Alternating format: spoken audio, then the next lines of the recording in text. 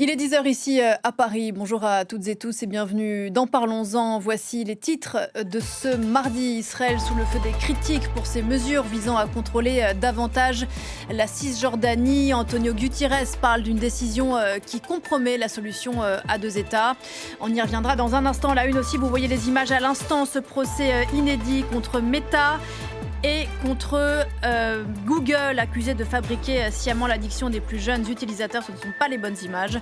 Les deux géants du net sont sur le banc des accusés dans un procès à Los Angeles. Vous voyez les images de Cisjordanie que j'évoquais à l'instant. On y reviendra dans le journal de 11h. Et puis Ghislaine Maxwell, l'ex-compagne et complice de Jeffrey Epstein, réclame une grâce de Donald Trump pour répondre aux questions du Congrès. Elle a gardé le silence ces dernières heures lors de son audition depuis sa prison du Texas. Parallèlement, cette affaire Epstein tentaculaire, mais aussi le Premier ministre Keir Starmer, britannique, sous pression. Et on va s'arrêter ce matin sur cette affaire Epstein. Doit-on dire l'affaire ou les affaires d'ailleurs, tant les ramifications sont nombreuses et étendues au monde entier depuis 10 jours qu'une partie des documents d'enquête a été publiée.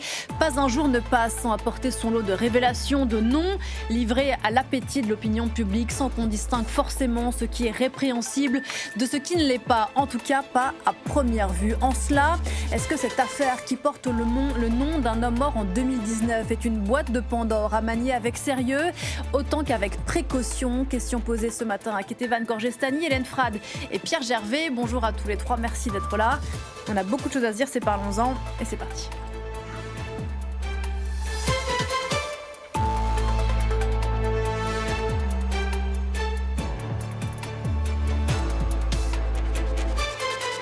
Bonjour Hélène Frade. Bonjour Pauline. Bienvenue chez vous. Bien sûr, en charge de la revue de presse ici à France 24. On vous retrouve tous les matins dans la matinale de Damien Coquet et dans Parlons-en. Ketevan Gorgestani, vous êtes aussi chez vous ici. Chroniqueuse internationale à France 24, ancienne correspondante de la rédaction à Washington. Et puis Pierre Gervais, bonjour à vous. Bonjour. Merci d'être là, professeur de civilisation américaine à l'université Sorbonne Nouvelle. On est une dizaine de jours après la publication d'une partie des Epstein Files, avec ces quelques chiffres qui donnent le tournis, 2000 vidéos, 180 000 images, 3 millions de documents, dont certains censurés, on y reviendra. L'idée, c'était ce matin d'essayer d'établir un premier bilan de ce qu'on a appris en 10 jours. Alors, l'ambition est grande tant le sujet est vaste. Mais disons, d'abord, que trouve-t-on dans ces documents organisés, là encore fait assez inédit par un moteur de recherche? C'est assez vertigineux d'avoir tout ça au bout du clic. On trouve des emails, des SMS, des images, je le disais, des revues de presse, des notes d'intention, des fichiers en soi, Hélène, qui ne sont pas la vérité, qui ne donnent pas de réponse, mais qui donnent beaucoup de travail. Et la presse internationale a beaucoup travaillé depuis 10 jours. Oui, la presse s'attelle à effectuer ce travail journalistique extrêmement minutieux, rigoureux, d'établir un peu les histoires, les chronologies, aussi bien aux États-Unis qu'en France et dans d'autres pays du monde. Le réseau Epstein, rien qu'aux États-Unis, on voit qu'il a des résidences à New York, dans les îles Vierges, au Nouveau-Mexique, en Floride. Donc, vous voyez, rien que sur le territoire américain, on est sur une zone géographique extrêmement compliquée à analyser, sur des histoires qui remontent en plus à près de 30 ans, avec des dizaines, des centaines de victimes. Donc tout le travail, le défi colossal pour les journalistes va consister à faire ce tri minutieux qu'exige le récit d'une histoire qui soit rigoureuse, en fait, journalistique. Et il y a deux temporalités qui posent un grand défi aux journalistes du monde entier. Ketevan, on a besoin de temps pour faire le tri de cette matière immense qui a été publiée, on le rappelle, en application d'une loi votée au Congrès. Temporalité que n'a pas ni le monde politique, ni d'ailleurs l'opinion publique. Non, c'est sûr que les gens, dans leur globalité, veulent des réponses, mais en fait, la genèse de ce problème journalistique, c'est la façon dont a été gérée cette histoire, parce que pour en arriver à une loi qui force le département de la justice américain à sortir tous ces documents, c'est parce qu'il y a eu d'abord à gauche ou à droite disant on va pas sortir les documents, on va les sortir, on va pas les sortir, et en fait cette loi loi, elle contourne en fait le processus normal du département de la justice. Normalement, dans des enquêtes normales, on ne sort pas toutes les coupures de presse qui référencent ce sujet, on ne sort pas des auditions que l'on n'a pas vérifiées, et donc, en fait, dans tous ces documents, comme vous l'avez dit, il y a plein de choses qui potentiellement ne sont pas vraies, et donc il faut faire le tri, et normalement ce tri il se fait au département de la justice avant de sortir. Et là ça a été livré comme ça. Et là ça a été livré comme ça parce que il y a un peu une stratégie, on pourrait le dire, ceux qui y voient un peu quelque chose de néfaste, c'est de dire on va tout sortir comme ça, il y aura tellement de choses, les gens vont s'y perdre, on ne trouvera pas ce qu'on veut. Et par ailleurs il y a le problème de la censure, puisque comme ils étaient un peu poussés à sortir les documents assez rapidement, ils ont un peu censuré n'importe comment, parce qu'il y a des erreurs, c'est-à-dire des choses qui devaient être censurées qui ne l'ont pas été, et d'autres qui ont été censurées alors qu'ils ne l'auraient peut-être pas dû. Et on reviendra sur la question des victimes. Pierre Gervais, on a lu que ce mode de dévoilement, effectivement, était en soi une stratégie politique. Certains ayant vu une espèce de référence à cette stratégie énoncée en son temps par l'ex-conseiller de Donald Trump, Steve Bannon, qui disait qu'il fallait inonder la zone with shit avec de la merde, je cite, et que effectivement, comme le disait Ketevan, déverser ainsi et donner en pâture d'une certaine façon, même s'il y a des choses répréhensibles, on y reviendra, tous ces noms, tous ces éléments, ça permettait de noyer un peu le poisson. Alors c'est un peu pire que ça, parce qu'on a le croisement de deux censures en réalité. Je suis historien au départ, il faut faire la critique des sources, et le département de la justice a opéré deux séries de coupes. Une première série de coupes qui était pour les victimes, effectivement, et qui a été mal faite, et qui a été faite un petit peu à l'arraché, avec des erreurs multiples, et une deuxième série de coupes motivées politiquement. Ça n'est pas un hasard si vous avez très peu de noms républicains dans ce qui a été publié. Ça a été fait tout à fait délibérément. Le département de la justice américain s'appelle maintenant département de la justice par antiphrase. Il s'agit d'un bras armé de la politique de Trump, et le but était de doter autant que possible toute référence. Alors à Trump, ça n'était pas possible parce qu'il apparaissait absolument partout, mais autant que possible aux républicains. Donc il y a un premier problème qui est que ces éléments sont structurés de façon à tromper l'opinion, pas seulement de manière à la noyer, mais également à la conduire vers des directions inattendues. Et le deuxième problème, c'est qu'en fait, on a le croisement de deux séries d'affaires, enfin de deux ensembles d'affaires criminelles, une affaire de pédocriminalité, de trafic d'êtres humains mineurs, et une affaire internationale de fraude fiscale majeure, qui est absolument énorme, qui inclut une bonne partie des classes dirigeantes mondiales, et c'est aussi un problème, parce que évidemment, c'est des gens qui ne veulent pas être cités. Donc on est encore aux prémices, Ketevan, et puis je vous donne la parole. Je voulais juste rebondir sur les potentiels noms qui ont été protégés ou cachés. Il y a les deux représentants qui ont fait passer cette loi, Ro Khanna et Tom Massie, qui ont vu les documents non censurés hier, et ils sont sortis. Alors, ils n'ont pas donné les identités, mais Tom Massie a dit qu'il y aurait au moins 6 noms que lui a vus qui probablement ont fait quelque chose de répréhensible et dont les noms ne devraient pas être censurés. Et il dit qu'il y en a un, par exemple, qui serait assez haut dans un gouvernement étranger. Et Ro Khanna a dit il y a quelqu'un d'autre qui serait quelqu'un d'assez proéminent, sans dire si c'est un Américain ou un étranger, et un autre qui serait en train de discuter une vidéo de torture avec Epstein. Ces 3 noms de personnes ont été censurés, eux l'ont vu, ils ont dit pour l'instant nous donnons le bénéfice du doute au département de la justice, peut-être qu'ils se sont trompés, on leur donne le temps de nous sortir les noms, s'ils ne le font pas, nous envisageons de les donner nous-mêmes. Et voilà qui donne du biscuit à la petite machine, au petit vélo qui est à fond les ballons depuis 10 jours. Pour revenir sur ces histoires justement de censure, ce que la presse a immédiatement observé quand ces documents ont été publiés, ce qui était quand même assez surréaliste comme situation, c'est que étaient caviardés des noms effectivement peut-être d'hommes impliqués dans ces échanges de mails ou ces affaires de divers ordres, mais qu'en revanche, les noms, des coordonnées, des photos de victimes, elles apparaissaient, et c'est le Wall Street Journal et le New York Times qui ont signalé, enfin c'est quand même une situation complètement surréaliste, au ministère de la Justice que ces informations étaient livrées en pâture au public. Et des victimes ont d'ailleurs raconté avoir été l'objet de harcèlement quasiment immédiat sur les réseaux sociaux.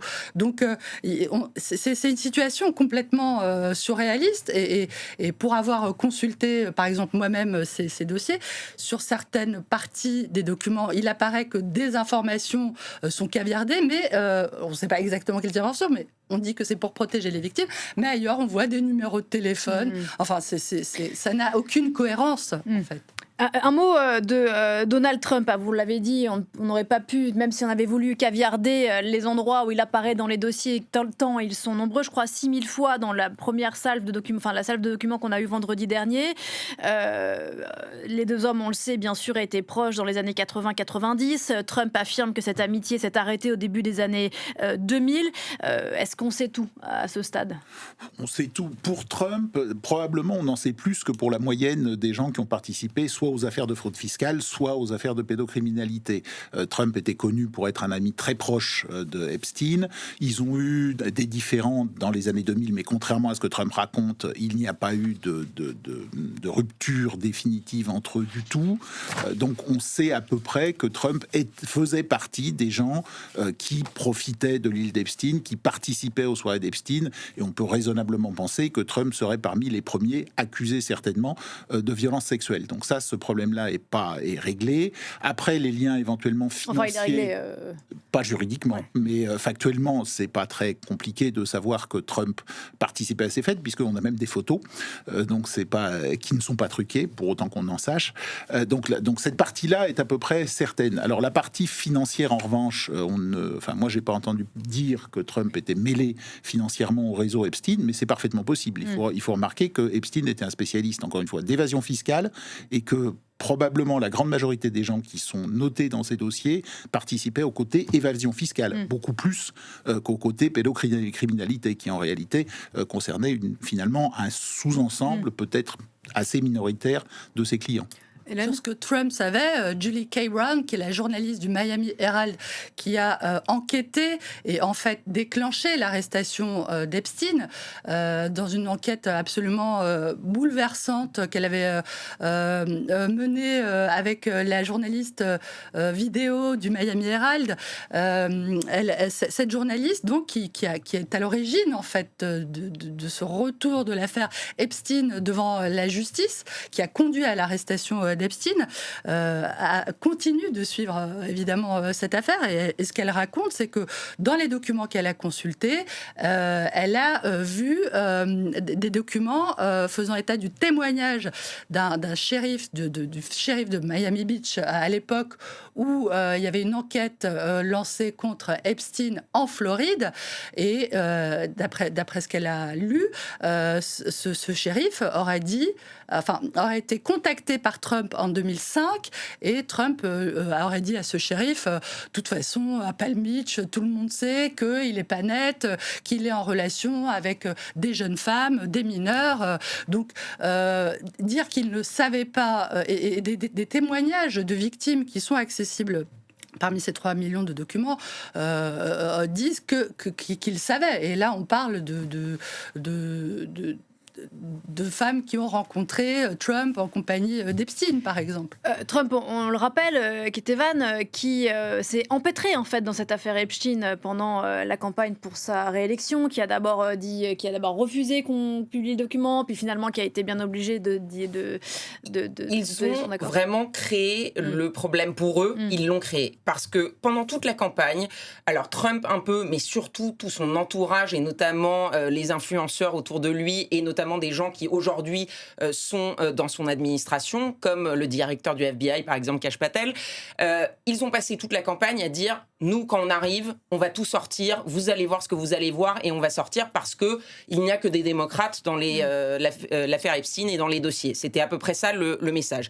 Ils arrivent au pouvoir. Souvenez-vous, par exemple, de cette image au printemps de Pam Bondi, donc la ministre de la Justice, qui arrive à la Maison-Blanche avec ces influenceurs et qui leur donne des dossiers, des classeurs avec écrit Epstein Files dessus. Elle leur distribue les classeurs, elle en tient un et elle dit aux caméras « Voici la liste des clients de Epstein, on va les mettre sur le bureau de Donald Trump et vous allez voir ce que vous allez voir. » Et après ça, bah en fait, il n'y a pas grand-chose, c'est pas très intéressant, on a vu ce qu'il y avait, on va pas trop les sortir parce qu'il n'y a rien vraiment de répréhensible.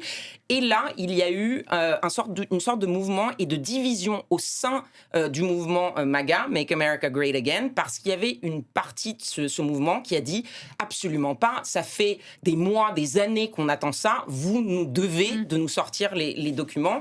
Et sous la pression d'une partie de MAGA, plus des démocrates et plus certains républicains, notamment à la Chambre, ils ont été forcés, à cause de la pression populaire, entre guillemets, au sein de leur propre camp, de sortir ces documents. Et c'est là qu'on a vu qu'ils ont même attendu le fait d'avoir une loi qui les force juridiquement à les sortir. Mais précisément, qu'est-ce qu'aujourd'hui cette base MAGA volontiers complotiste pense de ces documents, elle qui est convaincue depuis des années qu'il y a un réseau pédocriminel démocrate qui a protégé Epstein pendant toutes ces années. Oui, il faut des éléments de contexte. La base MAGA, effectivement, est sortie en partie de QAnon, donc des analyses complotistes. Les Clinton buvaient le sang des enfants pour vivre éternellement, des choses comme ça, je ne plaisante pas.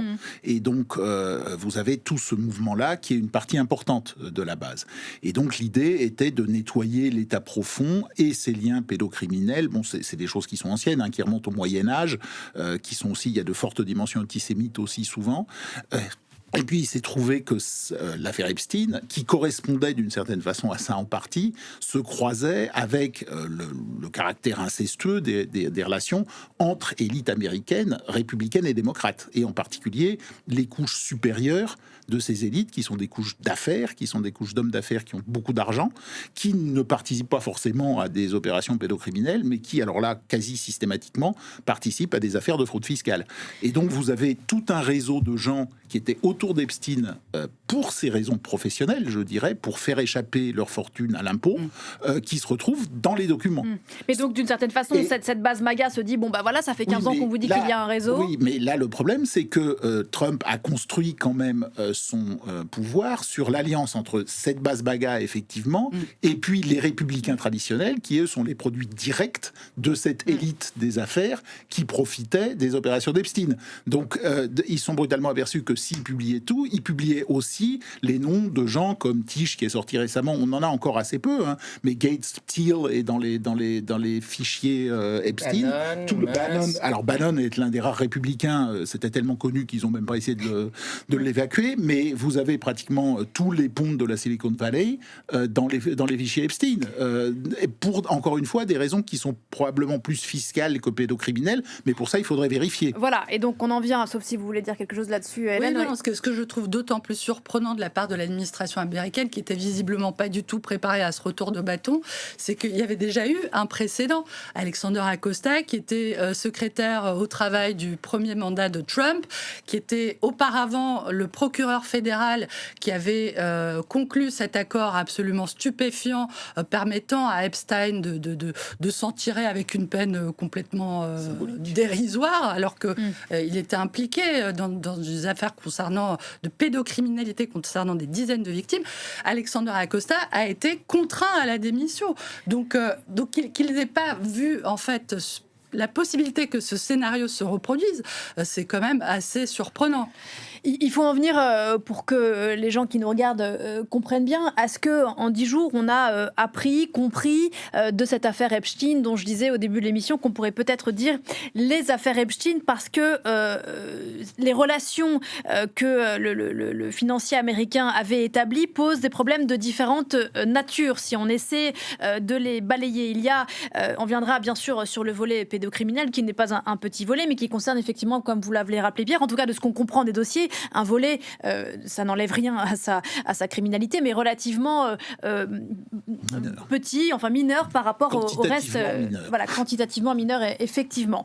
Si on s'intéresse au volet moral, qui n'est pas a priori pénalement répréhensible, on découvre, et ça dans le monde entier, dans ces fichiers Epstein Ketevan, que certaines des personnalités de milieux extraordinairement différents, des scientifiques, des financiers, des avocats, des artistes, etc., entretenaient des relations avec Jeffrey Epstein, y compris après sa première condamnation en 2008 pour agression sexuelle sur mineurs.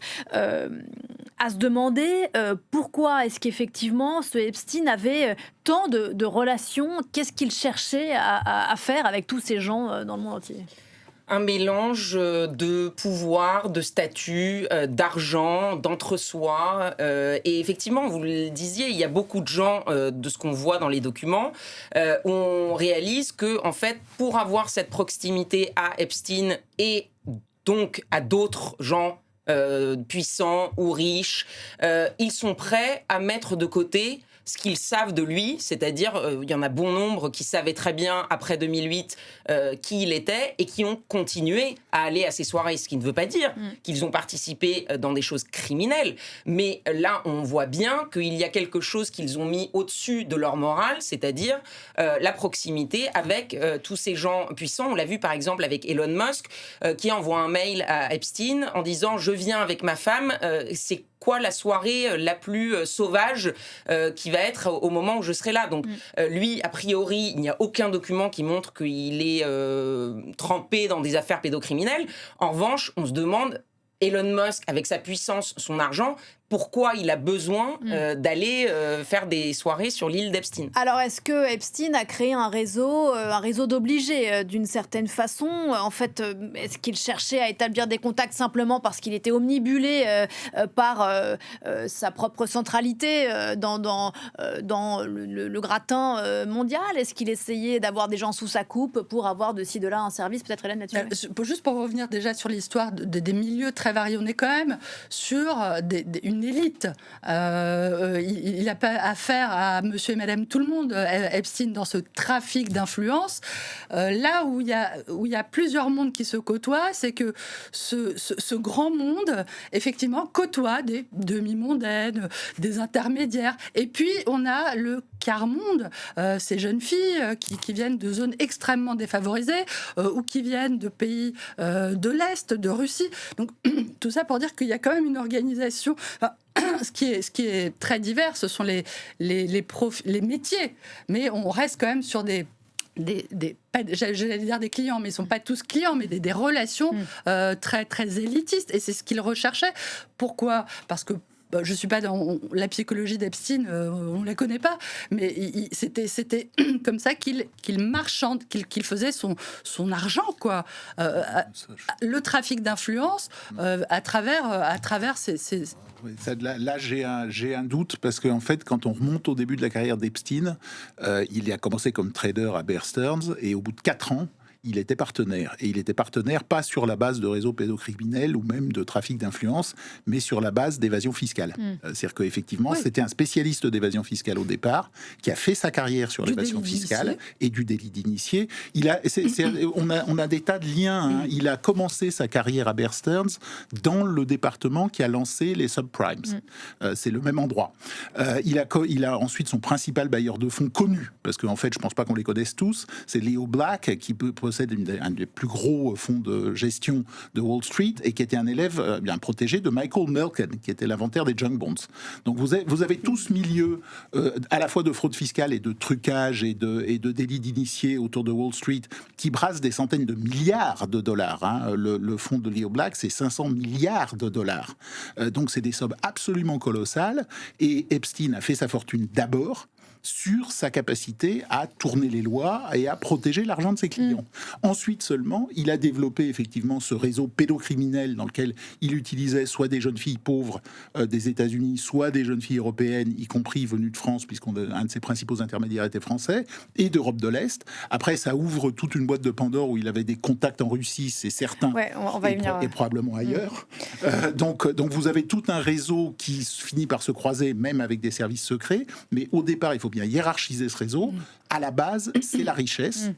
Ensuite, c'est la pédocriminalité avec peut-être du chantage, mais on n'en saura probablement jamais rien. Et puis, il y a ce cercle de politiciens et de chercheurs, disons, comment dire, qui manquent un peu d'imagination et de prudence, qui étaient des parasites, au fond, dans tout ça, qui profitaient de leur statut et du fait qu'ils brillaient aux yeux de Epstein pour lui tirer de l'argent. Donc, il y a, si on résume, ce volet moral qu'on évoquait, alors a priori pas pénalement répréhensible, mais qui peut coûter cher dans le monde dans lequel on vit, en termes de réputation. Et notamment, on a vu des défenses plus qu'hasardeuses ces derniers jours de personnes concernées, y compris ici en France, je pense au milieu artistique. Il y a ce volet plus légal, financier que vous évoquiez. D'ailleurs, la pression que j'évoquais tout à l'heure faite sur Keir Starmer, le Premier ministre britannique, elle est liée à une affaire de délit d'initié, possiblement avec l'ex-ambassadeur de la Grande-Bretagne aux États-Unis, Mandelson. Et puis ce volet sécurité aussi, autre volet de l'histoire, parce qu'on évoque des relations entre Epstein et plusieurs proches du Kremlin. Oui, alors ça c'est un sujet qui n'a pas vraiment été... Il n'a pas pris encore tout à fait ? Pas pris toute son ampleur parce que c'est compliqué à gérer, parce que là on soupçonne l'implication de certains services, les Russes, mais aussi les Israéliens, potentiellement les Américains, on ne sait pas encore.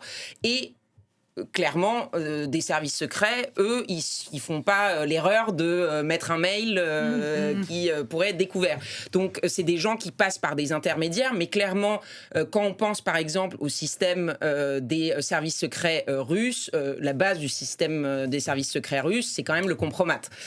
Donc, on peut penser que des soirées avec des jeunes femmes, notamment des mineurs, où on fait ramener plein de gens qui sont des hommes d'affaires ou qui sont des politiques ou qui sont proches d'hommes d'affaires ou de politiques, et qu'on les met dans des situations où potentiellement on pourrait avoir des choses qui pourraient derrière faire pression, c'est quelque chose qui probablement intéresse en tout cas les Russes. Clairement, on est en train de tirer vraiment le début du fil de la bobine, on n'est pas du tout arrivé au détail, et comme vous le disiez, peut-être qu'on n'en saura jamais rien parce que, a priori, des services se protègent beaucoup plus que les gens normaux, entre guillemets, dans l'élite.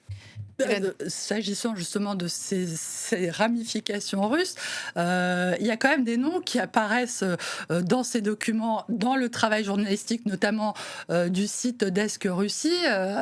Françoise Thom, l'historienne Françoise Thom, a fait une synthèse extrêmement éclairante sur ces le cloaque et le chaos. Le cloaque et le chaos. Et elle raconte notamment, elle fait état d'échanges fréquents entre quelqu'un comme Sergueï Beliakov, qui est une figure connue du FSB, l'organisateur du Forum économique de Saint-Pétersbourg, qui est connu comme étant un peu un lieu où les hommes d'affaires rencontrent des jeunes femmes pas trop farouches, plutôt brillantes pour certaines d'entre elles. On a aussi des traces de ces échanges avec quelqu'un comme Sacha Drokova, ancienne militante des jeunesses poutiniennes, qui a obtenu un visa très facilement pour aller aux États-Unis investir dans la tech, dans la Silicon Valley. Donc, il y a quand même dans le cercle d'Epstein des figures identifiées, sinon du FSB, du moins comme étant adjacent. FSB liés au Kremlin. Mais en écoutant tout ça, j'imagine que peut-être ceux qui nous regardent se disent mais pourquoi lui, en fait, des hommes influents, riches, qui ont du réseau, il y en a beaucoup. Pourquoi est-ce que les services secrets russes seraient intéressés d'aller passer des soirées chez lui ? Pourquoi Noam Chomsky ? Pourquoi Bill Gates ? Pourquoi X réalisateur ? Pourquoi est-ce que tout le monde avait l'air de tout le monde ? Beaucoup de gens avaient l'air, et je ne vais pas sombrer dans le piège que je me tends moi-même, pourquoi est-ce qu'il était couru, ce Epstein ? Encore une fois, il faut revenir aux origines. Il s'agit de quelqu'un qui était au cœur des réseaux de blanchiment d'argent, de ce qu'on pourrait appeler la classe dirigeante mondiale. Je vous rappelle que les Saoudiens ont été cités également. Il a visité Mohammed bin Salman. Il y a des photos avec lui, etc. Il était au cœur de réseaux d'argent qui incluaient évidemment des oligarques russes, qui incluait des banques chinoises. Donc c'était un homme clé pour des raisons qui tiennent au fait qu'il était, je suppose, particulièrement habile à faire des montages financiers qui échappaient aux lois tout en n'étant pas complètement illégal et très peu visible. C'est quelque chose qu'il a montré dès la fin des années 70. Et parce qu'il était au centre et qu'il connaissait tout le monde, quand il a monté son réseau de pédocriminalité, qui à mon sens est quelque chose de séparé et qui lui est propre, il a mis en danger l'ensemble de ses clients. Et je pense qu'il y a énormément de gens dans la classe dirigeante mondiale qui lui en veulent beaucoup. Parce qu'en faisant faisant ça, il a révélé ce qu'est effectivement cette classe dirigeante qui fonctionne finalement de manière très unifiée autour de l'idée de ne pas payer ses impôts et d'échapper à toute conséquence légale de ses actes. Donc c'est une histoire d'argent. C'est une histoire, au fond, l'affaire Epstein au départ, c'est une histoire d'argent. Et par ailleurs, s'il n'y avait pas eu les affaires de pédocriminalité, on n'en aurait probablement jamais rien su. Et il y a potentiellement, alors peut-être pas au même niveau, mais d'autres Epstein dans le monde, et tout ce monde traîne un peu ensemble. Là, on se focalise sur lui parce qu'il y a eu les affaires de pédocriminalité et que tout s'est révélé au grand jour. Il n'y aurait pas eu ça, on n'aurait pas eu ces emails, peut-être. Il y a aussi l'ampleur que vous évoquiez à l'instant. Oui. On parle de... mais ce qui a déclenché... Ça fait des deals à coût de centaines de millions de dollars. Quand Milliards.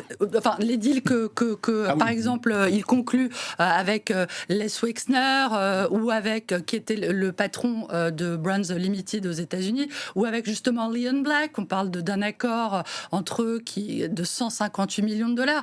Enfin, à la fois les sommes... Enfin, peut-être qu'il y a beaucoup de gens qui pratiquent l'évasion fiscale, mais à cette échelle-là, je crois que... j'en sais rien, mais c'est quand même d'une ampleur jusque-là qui n'avait jamais été révélée. Jusque-là. Note en bas de page, Leo Black lui-même a expliqué qu'il avait payé effectivement 200 millions à Epstein, mais qu'il avait bien eu raison parce qu'il estimait que Epstein lui avait économisé sur la durée de leurs affaires pendant les années 2010, et c'est après sa condamnation, l'équivalent de 2 milliards de dollars. C'est-à-dire qu'on parle d'économies portant sur des milliards de dollars. Alors, le réseau pédocriminel a été financé par ses activités. Les banques qui étaient utilisées pour payer tout ça l'ont signalé. Alors, plus exactement, l'ont signalé très peu ou pas du tout, mais il s'agissait de transactions dont on a estimé qu'elles portaient sur entre 1 et 1,5 milliard de dollars. 1,5 milliard de dollars que Epstein a fait transiter par ses comptes. Donc, vous avez des sommes colossales qui circulent. Ce sont les sommes...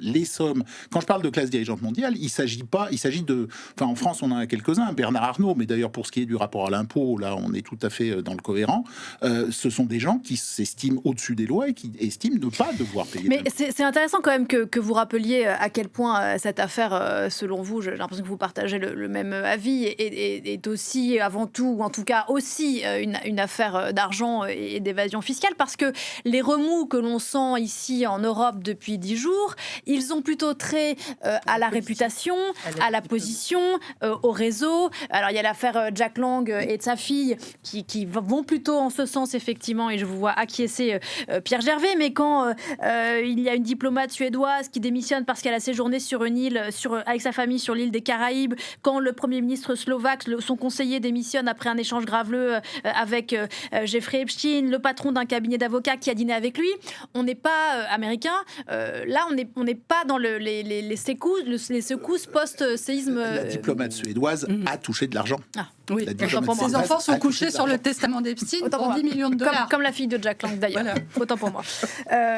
Non, mais est-ce à dire que des Jack Lang et Caroline Lang, il va y en avoir dans le monde entier dans les semaines à venir? Il pourrait y en avoir certainement des dizaines, voire des centaines. Le seul problème est qu'à l'heure actuelle, alors quand l'affaire est sortie en France, le ministère des Finances, enfin le service des impôts, a tout de suite entamé une procédure d'enquête pour fraude fiscale potentielle. Révélée par nos confrères de Mediapart. Ce qui était absolument l'évidence. Vous remarquerez que rien de tel ne s'est produit aux États-Unis. J'en reviens, Ketevan, à la base MAGA, enfin en tout cas aux électeurs de Donald Trump qui sont bien nombreux dans ce pays. La preuve, ils l'ont élu président. Il y a cette histoire enfin c'est pas cette histoire, cette réalité d'un réseau, de gens puissants, d'entre-soi, mais on comprend bien que la matrice de tout ça, elle est d'abord pécuniaire. Est-ce que ça a dégonflé les théories complotistes des électeurs de Donald Trump, ou au contraire, ça ne fait qu'alimenter la machine? Là, pour le moment, ça ne fait qu'alimenter parce que, et on revient à ce qu'on disait au tout début de cette conversation, c'est-à-dire la façon dont ces documents sont sortis, c'est-à-dire que ça donne du grain à moudre à tous ceux qui cherchent une conspiration quelque part.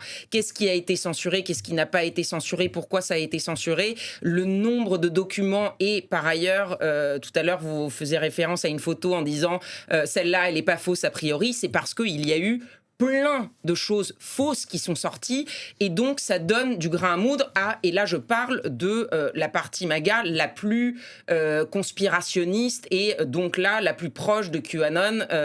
Après, quand on regarde un peu, si je dirais, les MAGA normaux, entre guillemets, ça a confirmé certains dans leur position, qui était qu'il y a un network d'élite et que ces gens-là travaillent tous ensemble. Mais comme Donald Trump, il y a plein de documents qui sont sortis avec son nom, mais que pour l'instant, il n'y a rien vraiment qui implique directement, en tout cas sur la pédocriminalité ou sur le volet fiscal, en tout cas de ce qu'on sait pour l'instant, ça les rassure en un sens, parce qu'ils peuvent dire, alors en tout cas, notre président, notre Donald Trump, lui, il n'est pas impliqué, même s'il y en a d'autres qui le sont. Et puis on sait comme le monde fonctionne. Les affaires de pédocriminalité, malheureusement, attirent plus le chaland et l'appétit public que les affaires de fraude fiscale. C'est pas qu'un phénomène, je veux dire, de complotisme ou de fantasmagorie. Il y a de ça. Mais je crois, moi je suis pas une spécialiste des États-Unis, mais je l'ai vu à travers les reportages justement de Julie K. Brown, qui a vraiment fait un travail incroyable. Sans doute qu'une partie de cette base MAGA s'identifie aussi aux victimes. Parce que c'est ce qu'on appelle le white trash. C'est ces filles, elle le raconte très bien, ces filles qui habitent de l'autre côté du pont, pas à Palm Beach chez les milliardaires, mais à West Palm Beach. Et c'est des victimes qui n'ont jamais obtenu justice. Parce que il est peut-être là aussi le problème. Aujourd'hui, on voit qu'effectivement, il y a des poursuites des enquêtes qui sont lancées en France, des réputations qui sont abîmées. Mais la réalité des faits, c'est que où est la justice pour les victimes, dont certaines ont raconté comment elles avaient été persécutées pendant des années. Et effectivement, là, les moyens colossaux pour pourchasser ces victimes, des moyens colossaux. Maria Farmer, qui a été victime d'Epstein dans les années 90, raconte qu'elle a dû déménager un nombre incalculable de fois parce que à chaque fois qu'elle se trouvait quelque part, quelqu'un l'appelait pour dire « on sait où tu es, regarde ». Y compris Ghislaine Maxwell. Donc, il y a sans doute toute une part de fantasme, et il y a une part d'identification politique qui ne trouve pas sa réponse, qui n'a jamais trouvé sa réponse dans la justice. Des victimes qualifiées de crevettes sans tête, je cite, dans un échange entre un ancien conseiller de Nicolas Sarkozy et Jeffrey Epstein. Oui, et pour rebondir sur ce que vous venez de dire, c'est très important de voir que effectivement l'aspect pédocriminel est en train un peu de perdre du terrain. Je parle globalement aux États-Unis, parce qu'il y a tellement de sujets qui sortent en même temps, et donc ces victimes et les représentants au Congrès ou au Sénat qui sont derrière elles depuis le début, qui ont poussé pour que ces documents sortent, remettre une pièce pour essayer de ramener ce sujet et la question de qui va leur donner justice à elles est un élément très symbolique du fait qu'ils veulent que ça revienne dans le discours global aux États-Unis. C'est le fait qu'ils ont fait une pub pendant le Super Bowl qui est quand même l'événement le plus regardé aux États-Unis, 130 millions ou plus de gens qui regardent. Et il y a eu une pub, alors j'appelle ça une pub parce que c'est diffusé pendant les coupures pub, mais qui parle justement de ces femmes, de ces victimes. Elles témoignent et elles disent ça ne fait que commencer, il faut que justice soit rendue. Et donc, je pense que là, tout est en train de sortir, mais à un moment donné, je pense que cet aspect-là va aussi... je l'espère peut-être, reprendre le dessus, parce qu'il y a ces femmes qui sont encore là, qui ont témoigné. Il y en a d'autres qui sont encore anonymes. Il y en a d'autres qui sont plus là, comme Virginia Giuffre, qui s'est suicidée à 41 ans. Et donc, toutes ces femmes ont encore le soutien, notamment de certains dans le Parti républicain, par ailleurs, pas que chez les démocrates, et qu'à un moment donné, ça va repousser probablement pour qu'il y ait quelque chose de fait sur ce sujet-là. C'est elle qu'on voit là avec l'ancien prince Andrew. Sur les victimes. Sur les victimes, le problème est simple, c'est que jusqu'à présent, et on l'a vu au moment du premier procès de Epstein, Epstein a été défendu et le réseau pédocriminel a été défendu par les institutions, c'est-à-dire par l'appareil judiciaire, justement à cause de son croisement avec les puissants. Et je crains que ça ne continue. Ce que vous voulez dire, c'est qu'il a obtenu... Alors pour être précis, Acosta, alors qu'il était accusé de toute une série de crimes fédéraux, Acosta a accepté qu'il plaide coupable pour un délit seulement, avec une pénalité mineure, puisqu'il s'agissait simplement en fait de détournement de mineurs, d'un mineur, et donc on était très loin du réseau pédocriminel. Qui lui a permis une peine très moindre par rapport à ce qu'il aurait pu... Une peine de 22 mois en tout, si mes souvenirs sont bons. Sachant qu'en 2019, je précise, il a été retrouvé mort en prison avant d'être jugé pour... Oui, bien sûr. Alors en 2019, le dossier était beaucoup plus solide et complet, et là du coup, on voyait bien que c'était un énorme réseau, on parle de quand même 1 millier de victimes sur des années et des années, donc c'est une affaire...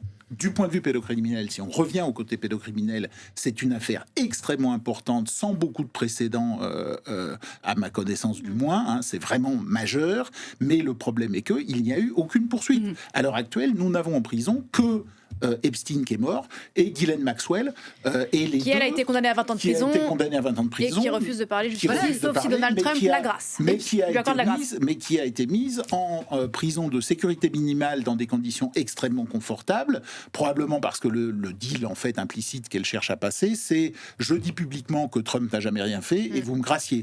Et c'est ce qu'elle a demandé hier à la commission d'enquête, lui et Bill Clinton. Elle a donné 2 noms. Bill Clinton qui sera entendu par cette même commission à la fin du mois. Oui, alors Clinton, c'est quelque chose d'intéressant parce que Trump lui-même a dit qu'il ne voulait pas que Clinton soit impliqué. Et là, vous retombez sur le caractère un peu incestueux de tous ces liens. Les Clinton faisaient partie de l'élite démocrate new-yorkaise à une époque où je vous rappelle que Trump était démocrate, en principe du moins.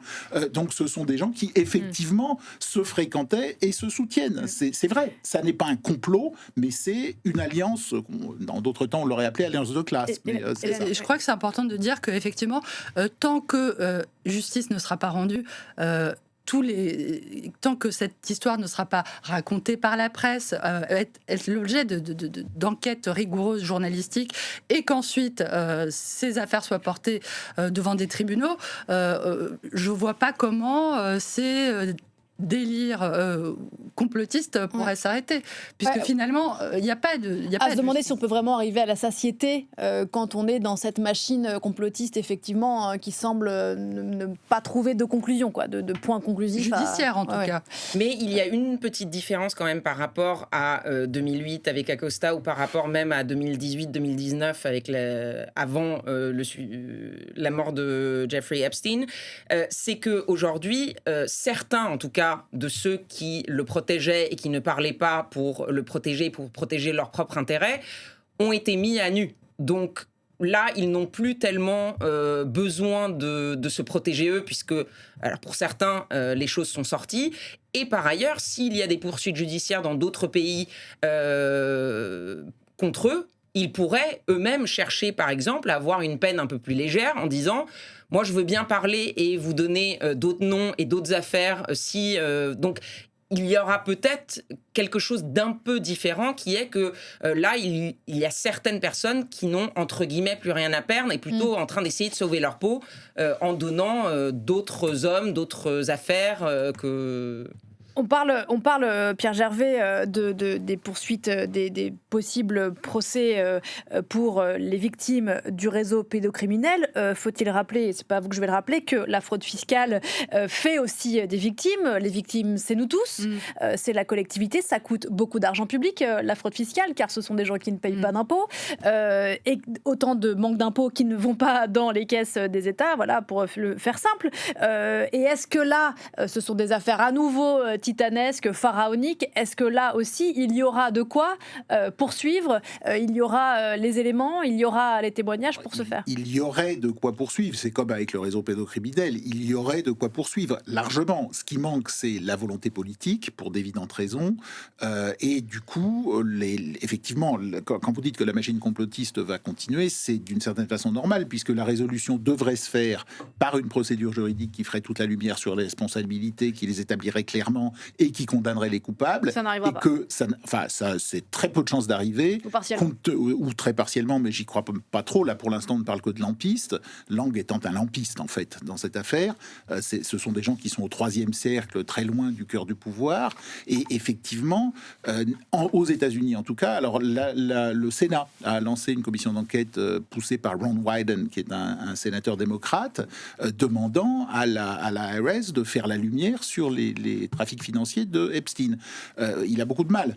Et je pense que l'ensemble du département de la justice et de l'administration Trump va absolument tout faire pour que ça n'aboutisse pas, y compris sur les affaires de pédocriminalité, aussi parce que des gens y sont mêlés. Et donc, dans les deux cas, on va se retrouver avec une forte résistance des institutions américaines, en tout cas. Et ils l'ont dit d'ailleurs, quand ils ont sorti ces derniers documents, ils ont dit, ça y est, c'est fini, on a tout fait, c'est terminé, et nous ne lancerons pas de procédure judiciaire. C'est sans compter sur la presse, Hélène. Espérons-le. La presse américaine, d'ailleurs, qui un moment subit particulier, des assauts assez dramatiques, parce que on est quand même dans des révélations phénoménales. Il y a 3 millions de documents à éplucher, et 10 jours plus tard, on apprend qu'on fait une charrette de 300 journalistes. On licencie 300 journalistes au Washington Post. Ça tombe assez mal. C'est pas forcément une coïncidence. Ne voyons pas du complotisme partout. Pierre Gervais, merci beaucoup d'être venu sur ce plateau ce matin. Merci à toutes les deux, Ketevan et Hélène, vous êtes ici chez vous. Bien sûr, une émission à revoir en replay, réécouter en podcast. On se retrouve dans un quart d'heure.